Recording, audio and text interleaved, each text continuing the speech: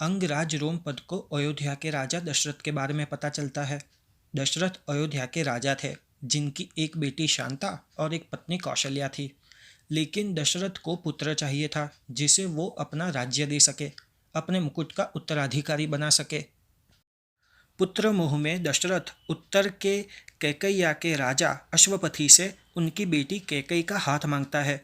दशरथ को ना कहते हुए अश्वपति कहते हैं कि तुम्हारी तो पहले से ही एक रानी है, मैं तुम्हें अपनी बेटी दूंगा तो वो तुम्हारी दूसरी पत्नी बनेगी, तो तुम्हें मैं क्यों कैकई का हाथ दूँ।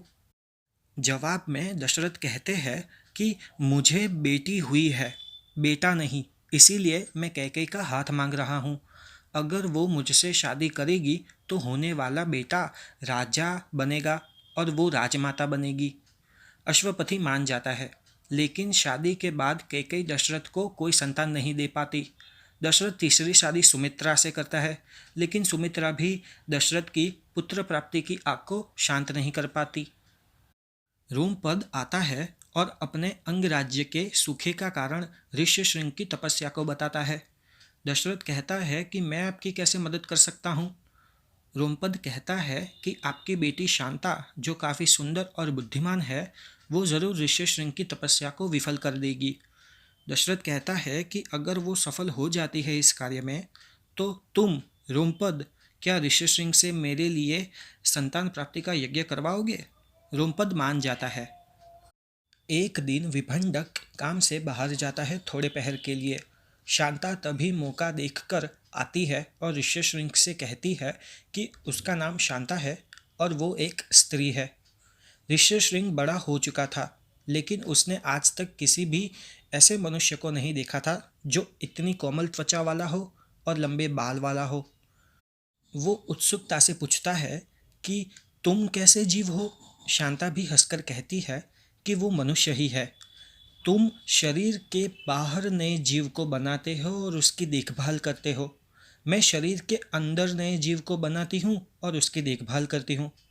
ऋष्यशृंग आतुरता से पूछते हैं कि तुम ये कैसे कर सकती हो, मैंने तो ऐसे किसी भी जीव को नहीं देखा।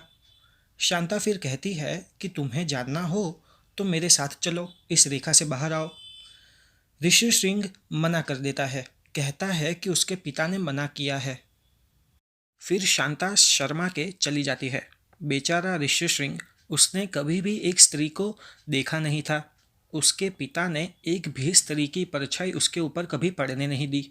बार बार उसी जीव के बारे में सोचते सोचते ऋष्यशृंग से रहा नहीं जाता। वो शांता के पास चला जाता है।